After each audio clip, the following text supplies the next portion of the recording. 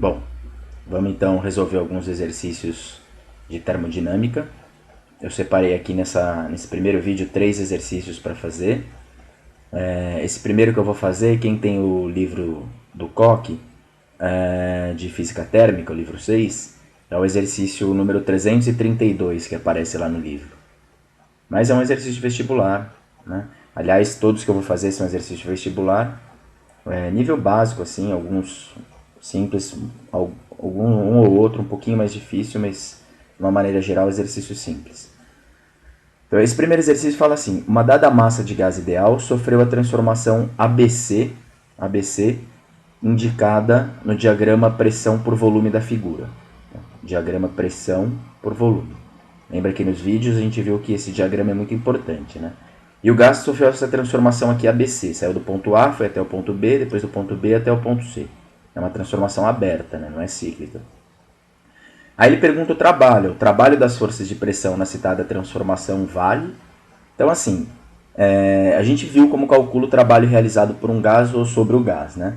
E nesse caso aqui, numa transformação, trabalho da transformação ABC é igual ao trabalho da transformação AB mais o trabalho da transformação BC. Quando a gente tem uma transformação qualquer, o trabalho total vai ser sempre a soma das transformações individuais. Então, se tem a transformação ABC, então quem que vai ser o trabalho? O trabalho total vai ser o trabalho da AB mais o trabalho da BC. Então vamos lá, vamos calcular. O que a gente faz? Calcula cada um separadamente e depois soma os dois. Nesse caso em particular, se vocês repararem a transformação AB foi uma transformação na qual o volume ficou constante. Ó. Repara, do ponto A, do estado A até o estado B, o volume não muda, o volume é constante. O volume nem foi para a direita aumentando e o volume nem foi para a esquerda diminuindo, o volume ficou constante. E a gente viu que numa transformação desse tipo, na qual o volume fica constante, o trabalho é zero. Lembra que para ter trabalho, o volume precisa ou aumentar ou diminuir. O gás precisa ou empurrar o pistão, ou o pistão precisa comprimir o gás. Se o volume não muda, se o volume é constante, o trabalho é zero. Então, nesse exercício em particular, na transformação AB, o trabalho vale zero. Agora, e na transformação BC? Na transformação BC, aí tem trabalho. Repara que o volume aumentou, né? O volume foi de V para 4V. O volume foi de V para 4V. Então, o volume aumentou. Se o volume aumentou, o trabalho é positivo. Mas como eu calculo ele? A gente viu, né, lembrando aqui no formulário, a gente viu que tem duas maneiras de calcular trabalho. O trabalho pode ser calculado ou pela área no diagrama PV, isso vale sempre, ou o trabalho também pode ser calculado como P vezes ΔV, mas essa fórmula só vale se a pressão ficar constante, né? Só se a pressão ficar constante. Nesse caso, em particular, do exercício que a gente está resolvendo, a pressão fica constante. Ó. De B para C, a pressão vale o tempo inteiro 3P. Portanto, a pressão é constante. Se a pressão é constante, eu poderia calcular o trabalho como a pressão vezes ΔV. Mas eu também tenho à minha disposição o próprio gráfico de P por V. E, portanto, eu também posso calcular o trabalho como a área do gráfico de PV. Eu acho que eu vou escolher essa segunda opção, mas tanto faria. Você poderia também calcular como P vezes ΔV. Mas só para lembrar como calculo o trabalho pela área, lembra que do ponto B para o ponto C, para calcular o trabalho dessa transformação aqui, que eu vou sublinhar aqui em vermelho, vai ser a área delimitada entre a transformação, entre o gráfico, até o eixo do volume. É essa área aqui. Ó. É a área que eu estou achando em vermelho, que é a área de um retângulo, né? É a área de um retângulo. Se é de B até C que eu quero, eu faço aqui uma barra em B, uma barra em C, é essa área que eu quero. E lembra que é a área até o eixo do volume. Só cuidado para não confundir na transformação cíclica. Na transformação cíclica é a área do ciclo, mas aqui não é uma transformação cíclica, é uma transformação aberta. Então você vai até o eixo do volume para calcular o trabalho. E essa área aqui, o trabalho é numericamente igual à área, e essa área é a área de um retângulo. Né? É a área de um retângulo. E como é que eu calculo essa área? A área de retângulo é base vezes altura. A base, se o volume vai de V para 4V, a base é 3V. E a altura é essa daqui lateral, que vale 3P. 3P. Portanto, a área vai ser a base, que é 3V, vezes a altura, que é 3P, e essa área, portanto, vale 9PV. E a área é igual ao trabalho na transformação BC. Portanto, o trabalho na transformação BC vale 9PV. Então, esse daqui vale 9PV. E como eu havia dito para vocês, o trabalho total na transformação ABC é só somar os dois. O trabalho na transformação ABC vai ser 0, que é o trabalho na transformação AB, mais 9PV, que é o trabalho na transformação BC, nessa daqui. Então, o trabalho total vai dar 0 mais 9PV, dá 9PV. Certo? E esse é o primeiro exercício aí, que, se não me engano, dá a alternativa D, né? Isso, alternativa D aqui, ó, 9PV. Vamos agora resolver o próximo exercício. O próximo exercício já é um exercício um pouquinho mais complexo, que ele fala o seguinte, ó, o gráfico abaixo representa a variação da energia interna de um gás ideal, a gente está vendo a termodinâmica de gás ideal, né, a volume constante. Então, isso é uma coisa que a gente vai usar no exercício. O volume fica constante, CTE, né? Lembra que eu uso a abreviação CTE para a palavra constante.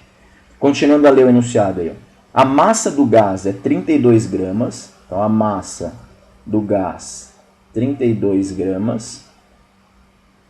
E agora ele já vai começar a fazer as perguntas. Então, a massa do gás, 32 gramas. Está aqui, ó.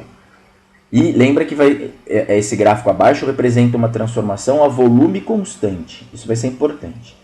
Agora, ele já vai começar a fazer a pergunta a partir daqui, ó. Ele vai perguntar 3 coisas, vocês vão ver. Ele fala, o trabalho feito no intervalo de 200 a 300 Kelvin. O trabalho no intervalo de 200 a 300 Kelvin. Olha o gráfico aqui embaixo, ó. 200 até 300 Kelvin. O trabalho feito no intervalo de 200 a 300 Kelvin.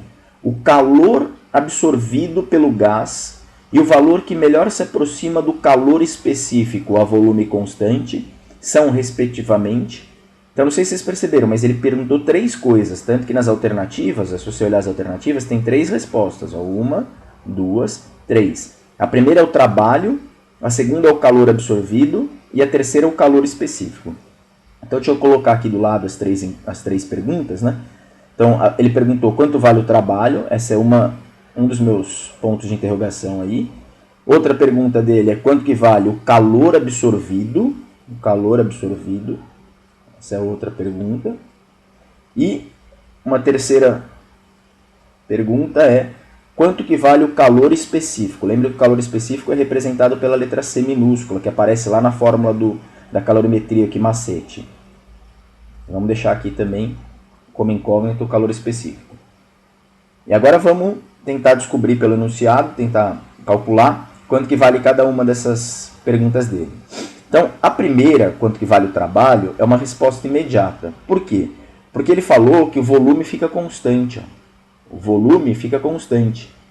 E lembra que a gente já viu, até no exercício passado apareceu lá isso também, quando o volume fica constante, não tem trabalho. Para ter trabalho, o volume do gás precisa aumentar ou diminuir. Ou ele precisa empurrar o pistão, ou o pistão precisa ser empurrado sobre ele. Se o volume fica constante, o trabalho vale 0. Então, uma resposta a gente já sabe. Quanto que vale o trabalho? O trabalho vale 0. Por quê? Porque o volume fica constante. Essa é uma das respostas. E se você olhar nas alternativas, a primeira coisa que ele pergunta é o trabalho, né? O trabalho. E como ele coloca aqui respectivamente, então a primeira resposta tem que ser 0. E se você olhar nas alternativas, só pode ser a letra A ou a letra B, que é 0 aqui e 0 aqui. Né? Isso já faria a gente eliminar a C e a D. Né? Exercício vestibular, se você vai conseguindo eliminar, às vezes fica mais rápido. Mas vamos lá. A próxima coisa que ele perguntou ainda foi a quantidade de calor. E essa já é um pouquinho mais complexa de descobrir quanto que vale. Mas vamos lá. Lembra da primeira lei da termodinâmica? Primeira lei da termodinâmica, que diz que ΔU, a variação da energia interna, é igual a Q menos tal. É igual a Q menos tal. O que o exercício perguntou foi a quantidade de calor. A quantidade de calor é essa daqui, ó. Essa é minha incógnita. Vocês concordam que para descobrir a quantidade de calor, basta que eu saiba quanto que vale o trabalho e quanto que vale a variação da energia interna? Não? O que ele pediu foi a quantidade de calor. Se eu souber o trabalho e a variação da energia interna, eu descubro a quantidade de calor. Mas o trabalho a gente já sabe. Quanto que vale o trabalho? O trabalho vale 0. Isso a gente já viu aqui na primeira pergunta. Então, se eu já sei quanto que vale o trabalho, se o trabalho vale 0, para descobrir a quantidade de calor, basta descobrir a variação da energia interna. Mas a variação da energia interna dá para descobrir pelo próprio gráfico. Se vocês olharem o gráfico aqui, ó, um gráfico da energia interna em função da temperatura. E ele pede, toda a pergunta dele se refere de 200 até 300 Kelvin. De 200 até 300 Kelvin, o gráfico veio daqui para cá, ó. Daqui para cá, para esse ponto aqui, ó. Nesse primeiro ponto, quanto que vale, nesse primeiro estado, quanto que vale a energia interna do gás? A energia interna vale 1.100 calorias, a unidade que tal, caloria. Lembra que a energia interna é uma forma de energia, a energia pode ser dada em calorias. Então, nesse primeiro ponto, a energia interna vale 1.100 calorias. E aí, esse gás sofre a transformação até esse segundo estado. E nesse segundo estado, a energia interna vale 1.600 calorias. Ora, se a energia interna aqui é 1.100 e a energia interna aqui é 1.600, quanto que a energia interna variou? Quanto que é o ΔU? Quanto que ela subiu? Ela subiu 500 calorias. Vocês concordam comigo, não? Se ela valia 1.100 e agora ela vale 1.600, ela subiu 500. Portanto, o ΔU, isso daqui é um gráfico de U, ó. Mas se U valia 1.100 e agora vale 1.600, ele subiu 500. O subiu é o quanto ele aumentou, que é o ΔU. Portanto, o ΔU vale 500 calorias. E vamos escrever aqui, ó, 500 calorias. 500 calorias. Isso é igual à quantidade de calor, que é o que o exercício perguntou, menos o trabalho, que é 0. Bom, Q menos 0 é Q. Portanto, 500 calorias é igual à quantidade de calor. Então, quanto que vale a quantidade de calor? 500 calorias. E se vocês repararem, a quantidade de calor deu positiva, né? Mais 500 calorias. E é por isso que no enunciado ele fala o calor absorvido. De fato, o calor é absorvido. Por que ele é absorvido? Porque é positivo. A quantidade de calor é positiva. Certo? Então, essa era a segunda coisa que ele perguntou. E, finalmente, a terceira coisa que ele perguntou, a terceira questão aí, é quanto que vale o calor específico a volume constante, né? A volume constante, porque não sei se vocês lembram, mas essa transformação ele diz que é uma transformação a volume constante. E ele perguntou quanto que vale o calor específico a volume constante. O calor específico, como eu já havia mencionado no começo, ele aparece naquela formulinha lá da calorimetria, que eu gostava de chamar de Q macete, né? Q é igual a M vezes C vezes Δθ. E o que o exercício perguntou foi quanto que vale o calor específico, quanto que vale esse daqui, ó. Esse é meu ponto de interrogação, quanto que vale o calor específico. Ora, para saber quanto que vale o calor específico, basta descobrir a variação de temperatura, basta descobrir a massa e a quantidade de calor. Se eu souber a quantidade de calor, a massa e a variação de temperatura, eu descubro o calor específico. Mas tudo isso é fornecido no exercício, né? A quantidade de calor a gente descobriu. Essa a gente descobriu. A quantidade de calor a gente acabou de descobrir que vale quanto? 500 calorias. Então, colocando aqui, vamos lá. A quantidade de calor, 500 calorias. Isso é igual a massa. Quanto que vale a massa? A massa é dada no exercício, né? A massa vale 32 gramas. Lembra que está aqui na terceira linha, né? A massa do gás, 32 gramas.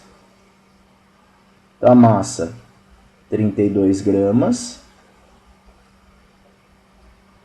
vezes o calor específico é o que eu quero descobrir, então eu vou deixar em vermelho, vezes a variação de temperatura. A variação de temperatura, lembra que o exercício pediu, tudo que ele pediu se refere ao gás sofrendo uma transformação de 200 Kelvin até 300 Kelvin. Portanto, quanto que dá a variação da temperatura? A variação da temperatura, se o gás foi de 200 Kelvin para 300 Kelvin, a variação de temperatura é de 100 Kelvin. Só que se você olhar nas respostas, O calor específico, tudo está em caloria por grama grau Celsius. Portanto, eu tenho que transformar essa variação de temperatura em Kelvin para a variação da temperatura em graus Celsius. E não sei se vocês estão recordados, mas a variação da temperatura em Kelvin é igual à variação da temperatura em graus Celsius. Por quê? Porque as duas escalas têm 100 graus, 100 unidades, né, de temperatura entre o ponto de fusão e o ponto de vapor. Lembra que a Celsius vai de 0 para 100, enquanto que a Kelvin vai de 273 para 373. Portanto, apesar das temperaturas na escala Celsius e Kelvin serem diferentes, as variações não são diferentes. Cuidado, hein? A temperatura na escala Celsius não é igual à temperatura na escala Kelvin. Mas o quanto a temperatura sobe na Celsius é igual ao quanto ela sobe na Kelvin. Elas sobem, a variação tem o mesmo valor. Então, se ela variou 100 Kelvin, então eu posso garantir que ela também variou 100 graus Celsius. As variações são iguais. Então, colocando aqui 100 graus Celsius para variação de temperatura, 100 graus Celsius. Aqui pronto. A única incógnita que me basta, que me sobrou, é o calor específico. E aí eu posso isolar o calor específico e descobrir quanto ele vale. Nesse caso aqui em particular, eu quero isolar o calor específico e esse 32 gramas e esse 100 graus Celsius estão multiplicando ele. Então eu passo para o outro lado dividindo. Então fica 500 calorias dividido por 32 gramas vezes 100 graus Celsius. Isso é igual ao calor específico, que é o que eu estou calculando. Aqui eu posso cortar esses dois zeros com esses dois zeros. E o que sobra para fazer de conta é essa conta aqui, 5 sobre 32. Que eu já fiz na calculadora aqui. E 5 dividido por 32, só confirmando, isso. 5 dividido por 32 é igual a 0, são 0, tá? 0,156. E as unidades já estão aqui, né, direto, né? Eu já coloquei as unidades para não ficar com dúvida. Sobrou em qual unidade o calor específico? Caloria por grama grau Celsius. Caloria, deixa eu escrever, caloria por grama grau Celsius. Que é a unidade que aparece na resposta, né? Caloria por grama grau Celsius. Só que na resposta ele aproximou esse valor aí, né? A gente pode aproximar também. Eu usei 3 casas aqui, que foi o que minha calculadora deu, mas na resposta só está 2 casas. Então eu aproveito para o exercício para lembrar como é que é a regra de aproximação. É assim, eu quero deixar só esse número só com 2 casas. Ao invés de 3, 1, 5, meia, eu quero deixar só com 2. O que eu faço? Eu olho a última casa, a terceira, e vejo se ela é um número de 5 para cima. Se ela for um número de 5 para cima, eu subo uma unidade na casa que antecede ela. E, portanto, essa resposta, né, nesse caso aqui, a terceira casa é 6. 6 é um número maior do que 5, de 5 para cima. Portanto, aqui ao invés de 5, fica 6. Então, o calor específico é aproximadamente 0,16 calorias por grama grau Celsius, que é como aparece lá na resposta. Então, essa é a resposta que dá a alternativa B, né? Alternativa B, o 333. O trabalho vale 0, a quantidade de calor é 500 calorias e o calor específico 0,16 calorias por grama grau Celsius.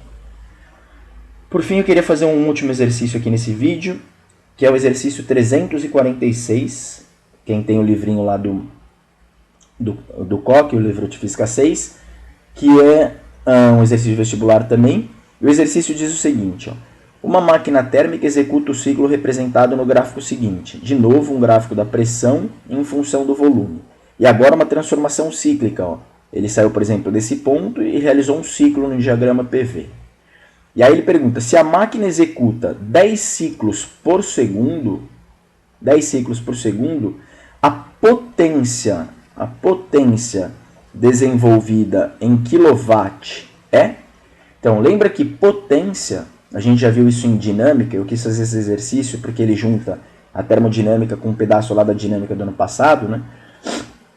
E Ele pergunta a potência. Lembra que a potência é calculada como trabalho sobre tempo. É uma maneira de calcular a potência. E trabalho no sistema internacional é dado em joules, o tempo em segundos e, portanto, a potência é dada em joules por segundo. E lembra que o joule por segundo convencionou-se chamar de watt, né? Então, 1 joule por segundo é chamado de 1 watt. Ops, ficou feio esse W, né? 1 watt. Então, ele perguntou a potência em quilowatt, a gente vai achar em watt, depois transforma para quilowatt. Então, como é que eu faço para descobrir a potência? É só calcular o trabalho e dividir pelo tempo. O trabalho é o trabalho de 10 ciclos. Trabalho de 10 ciclos. Então, o que eu vou fazer? Eu vou calcular o trabalho de um ciclo e vou multiplicar por 10. E o tempo é 1 segundo. O tempo já foi dado. 10 ciclos por segundo. Então, o tempo eu já sei que vale 1 segundo. Vou até escrever aqui, 1 segundo. Então, tudo que eu preciso fazer é calcular o trabalho de 10 ciclos. 10 ciclos. E como é que eu calculo o trabalho de um ciclo? O trabalho de um ciclo, a gente viu lá no vídeo de transformações cíclicas, que o trabalho de um ciclo é a área do próprio ciclo. Essa área aqui. O trabalho do ciclo é a área do ciclo. Essa área que eu estou achurando aqui, que é a área de um retângulo no caso desse exercício. Parece um quadrado, mas é um retângulo, né? Se você olhar, os lados têm tamanhos diferentes. Então, o trabalho no ciclo é a área do ciclo.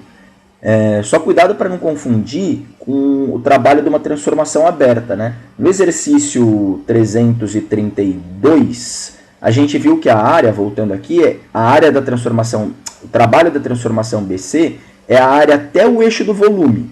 Mas isso é porque a transformação BC é aberta. Agora, quando a transformação é fechada, quando ela é cíclica, aí o trabalho é igual à área do ciclo. Isso a gente viu direitinho porque no vídeo lá de transformação cíclica, né? Só para lembrar vocês, esse trabalho aqui, se você pensar só nessa transformação, seria a área até o eixo do volume, grandona, a área total. Agora, quando ele volta aqui e faz essa outra transformação aqui embaixo, quando ele faz essa outra transformação aqui embaixo, aí essa transformação aqui seria só essa área até o eixo do volume de novo. Só que essa área aqui, esse trabalho aqui, como o volume está diminuindo, é negativo. Então, esse trabalho aqui, voltando, esse trabalho aqui em cima é a área até o eixo do volume positivo. E esse trabalho aqui embaixo é também a área até o eixo do volume, só que negativo. Quando eu pego toda essa área positiva e faço menos essa área aqui embaixo, sobra certinho a área do ciclo. Isso está bem explicadinho lá no vídeo de transformação cíclica, mas é por esse motivo que o trabalho num ciclo é a área do ciclo. E lembra que lá no vídeo eu também explico que se o ciclo é percorrido no sentido horário, o trabalho é positivo, né? Portanto, esse trabalho aqui vai ser mais alguma coisa, um trabalho positivo. Então, calculando então a área do ciclo, como é que eu calculo a área desse retângulo? A área de retângulo é base vezes altura, né? Quanto que vale a base aqui? De 0,2 metros cúbicos até 0,4 metros cúbicos, a base dá 0,2 metros cúbicos. Então, a base, já vou escrevendo aqui, a base é 0,2 metros cúbicos. Vezes a altura. Quanto que vale a altura? Se a pressão, aqui no eixo vertical, a pressão vai de 1 vezes 10 à quinta até 5 vezes 10 à quinta. Portanto, quanto que vale essa distância daqui até aqui? Se esse é 1 e esse é 5, quanto vale a distância daqui até aqui? Vale 4, né? 4 vezes 10 à quinta. Portanto, a altura, 4 vezes 10 à quinta newtons por metro quadrado. Então, base vezes altura fica 0,2 metros cúbicos vezes 4 vezes 10 à quinta,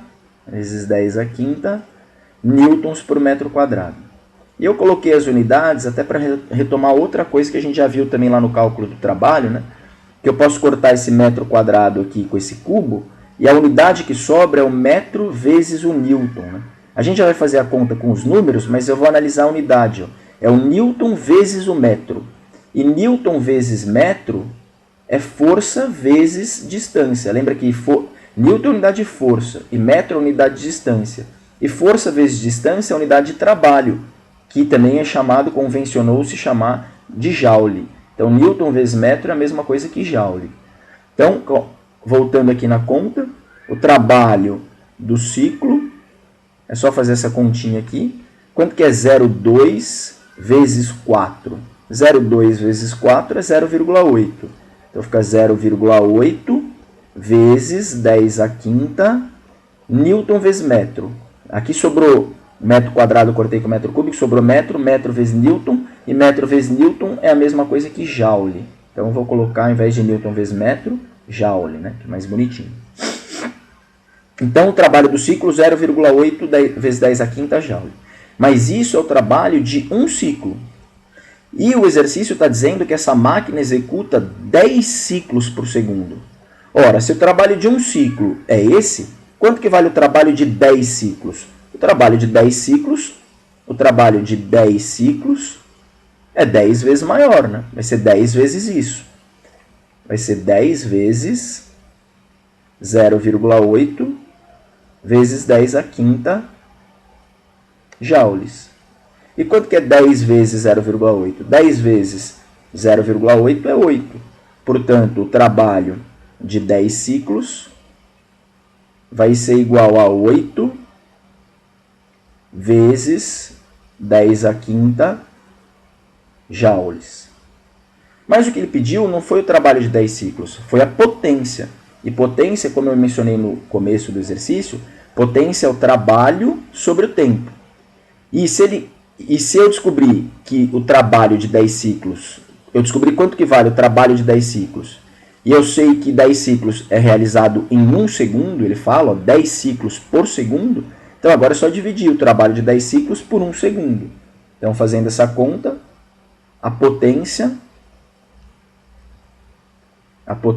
portanto, será o trabalho dividido pelo tempo, e o trabalho de 10 ciclos vale 8 vezes 10 a quinta. Acabamos de calcular. 8 vezes 10 a quinta joules. E quanto tempo ele realiza esses 10 ciclos? Em 1 segundo. Então ficou uma conta muito fácil, né? 8 vezes 10 a quinta dividido por 1 é 8 vezes 10 a quinta. E a unidade agora, joule dividido por segundo. Lembra que joule por segundo é chamado de watt. Portanto, a potência vai ser 8 vezes 10 a quinta watts. E por fim, se você notar no exercício, ele perguntou quanto que vale a potência em quilowatt. Em quilowatt. Lembra que 1 quilowatt, para quem está esquecido aí, 1 quilowatt são 1000 watts, 10 ao cubo watts. Lembra que esse prefixo aqui é um dos prefixos do SI, é o quilo, e o quilo é a mesma coisa que 10 ao cubo. Então, quilowatt, 10 ao cubo, watt. Então, continuando aqui, só para finalizar o exercício, eu posso reescrever esse 8 vezes 10 a quinta watts, assim, ó, isso é a mesma coisa que 800... Não, vou fazer assim para quem tem dificuldade em matemática aí, ser mais fácil de entender o que eu vou falar. Eu posso escrever isso como 8 vezes 10 ao quadrado vezes 10 ao cubo watt. 10 à quinta, eu quero dizer o seguinte, 10 à quinta é a mesma coisa que 10 ao quadrado vezes 10 ao cubo. Lembra da matemática que se você soma os expoentes, volta a valer 5 aqui. Multiplicação de potências de mesma base, eu somo os expoentes. 10 ao quadrado vezes 10 ao cubo é 10 à quinta. E agora, e por que eu fiz essa separação? Porque agora fica fácil de perceber, ó, que isso daqui, 10 ao cubo watt, quem é 10 ao cubo watt?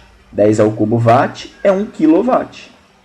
Portanto, isso é a mesma coisa que 8 vezes 10 ao quadrado, só copiei essa parte, 8 vezes 10 ao quadrado, quilowatt. 10 ao cubo watt é o quilowatt. Só que 10 ao quadrado é 100, e 100 vezes 8 é 800. Portanto, isso é 800 kW, que dá a alternativa E, né? Alternativa E, 800 kW. Bom, no próximo vídeo eu ainda vou fazer mais 3 exercícios, mas por enquanto é só. Até logo.